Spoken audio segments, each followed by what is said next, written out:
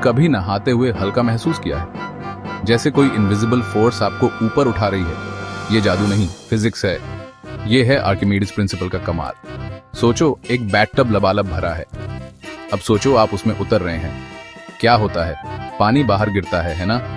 जितना पानी बाहर निकलता है उतना ही वॉल्यूम आपके बॉडी का पानी में डूबा होता है। आर्किमिडीज, वो एंशिएंट ग्रीस का जीनियस, उसने ये 2000 साल पहले ही समझ लिया था।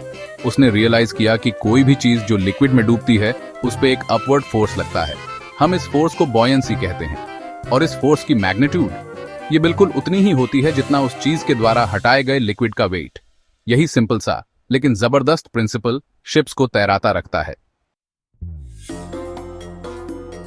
सोचो, एक giant cargo ship tons of goods से भरा हुआ, कैसे ये ग्रेविटी को डिफाई करता हुआ तैरता रहता है। ये सब बैलेंस का खेल है, वेट और बॉयंसी के बीच एक डेलिकेट डांस। एक शिप अपने इतने बड़े साइज के बावजूद केयरफुली डिजाइन किया जाता है ताकि वो अपने वेट के बराबर पानी डिस्प्लेस करे। इमेजिन करो, शिप एक जायंट हॉलो शेल है। जब ये पानी में जाता है तो ये कुछ पानी हटाता है या डिस्प्लेस करता है। ये डिस्प्लेसमेंट एक अपवर्ड फोर्स क्रिएट करता है, बॉयंसी, जो शिप को ऊपर पुश करता है।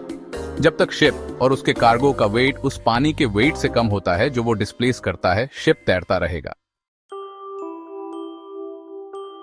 अब इमेजिन करो, उस शिप में कार्गो लोड कर रहे हैं, कंटेनर्स भरे इलेक्ट्रॉनिक्स, कपड़ों, खाने से, सब चीजों से जो हम डेली लाइफ में यूज करते हैं। हर कंटेनर वेट ऐड करता है, शिप को पानी में नीचे धकेलता है। जितना ज्यादा कार्गो ऐड करेंगे उतना ही ज्यादा पानी शिप को डिस्प्लेस करना पड़ेगा तैरते रहने के लिए। इसलिए कार्गो शिप्स की लोड लिमिट्स होती हैं। शिप को ओवरलोड करना खतरनाक है। अगर शिप और कार्गो का वेट बॉयंट फोर्स से ज्यादा हो जाए तो शिप डूब जाएगा।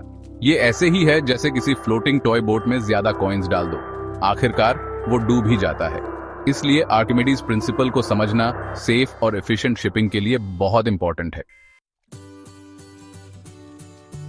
ओवरलोडिंग से बचने के लिए शिप्स में एक सेफ्टी फीचर होता है जिसे प्लिमसोल लाइन कहते हैं। ये हल पे एक मार्किंग होती है जो सेफ लोडिंग डेप्थ बताती है। इसे एक विजुअल गाइड समझो कि शिप पानी में कितना नीचे तक सेफली जा सकता है। ये लाइन ऐसे ही नहीं बनाई जाती, ये केयरफुली कैलकुलेट की जाती है शिप के डिजाइन, पानी के डेंसिटी जो टेम्परेचर और सैलिनिटी के हिसाब से वेरी करता है, और सीजन के आधार पर। प्लिमसोल लाइन इंश्योर करती है कि शिप हमेशा अपने वेट के बराबर पानी डिस्प्लेस करे, रफ सीज में भी।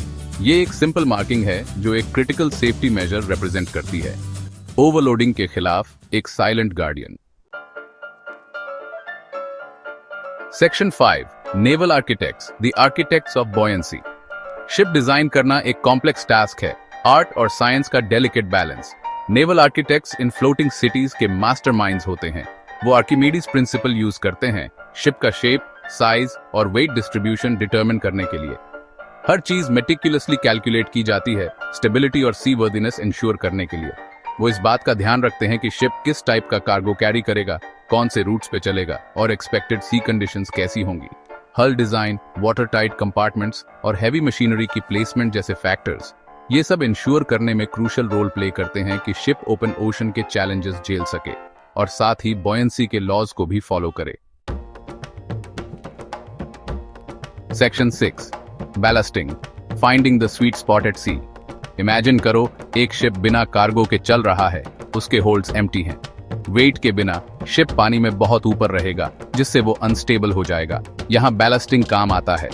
बैलास्ट यूजुअली सी वाटर शिप के हल के टैंक्स में पंप किया जाता है वेट ऐड करने और स्टेबिलिटी इंप्रूव करने के लिए।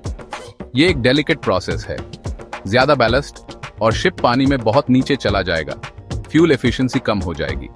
कम बैलास्ट और शिप कैप्साइज होने का रिस्क बढ़ जाएगा।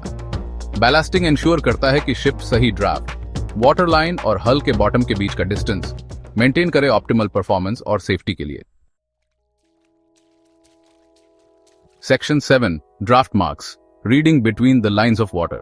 अगर आपने कभी शिप के हल को ध्यान से देखा हो तो आपने बो और स्टर्न के पास कुछ नंबर्स पेंट किए हुए देखे होंगे।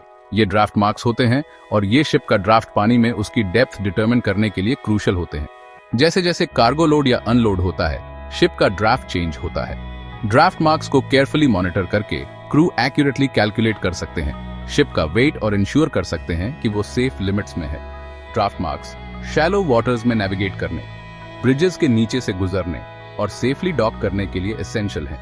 ये ऐसा है जैसे शिप अपना वेट समुद्र को बता रहा हो, एक लैंग्वेज जो वो समझते हैं, जो सुनना जानते हैं। Section 8 Archimedes enduring legacy from baths to boats. उस फेटफुल बैथ से लेकर आज के बसलिंग शिपिंग लेन्स तक आर्किमिडीज प्रिंसिपल आज भी सीज को गवर्न करता है। ये सिंपल ऑब्जर्वेशंस की पावर का, फिजिक्स इन एक्शन की एलिगेंस का प्रमाण है। हर शिप जो सेल करता है, हर कार्गो कंटेनर जो लोड होता है, आर्किमिडीज के एंड्यूरिंग लेगेसी का प्रमाण है। उसका प्रिंसिपल सिर्फ शिप्स तक ही लिमिटेड नहीं है। ये एक्सप्लेन करता है कि हॉट एयर बैलून्स क्यों राइज करते हैं, सबमरीन्स क्यों डाइव करते हैं और हम डेड सी में क्यों फ्लोट कर सकते हैं। ये एक फंडामेंटल प्रिंसिपल है जो बॉयंसी और उसके काउंटलेस एप्लीकेशंस की हमारी अंडरस्टैंडिंग का बेस है। Section 9 beyond buoyancy, Archimedes principle in our world. Ships के डिजाइन से लेकर ओशन डेप्थ्स की एक्सप्लोरेशन तक आर्किमिडीज प्रिंसिपल हमारे वर्ल्ड में एक वाइटल रोल प्ले करता है। ये एक ऐसा प्रिंसिपल है जो डिसिप्लिन से परे है, एंशिएंट वर्ल्ड को हमारी मॉडर्न लाइफ से कनेक्ट करता है। हर बार जब एक शिप सेल करता है, वो अपने साथ आर्किमिडीज की लेगेसी लेकर जाता है, एक रिमाइंडर की सिंपलेस्ट ऑब्जर्वेशंस भी हमारे यूनिवर्स के बारे में प्रोफाउंड ट्रूथ्स अनलॉक कर सकती हैं।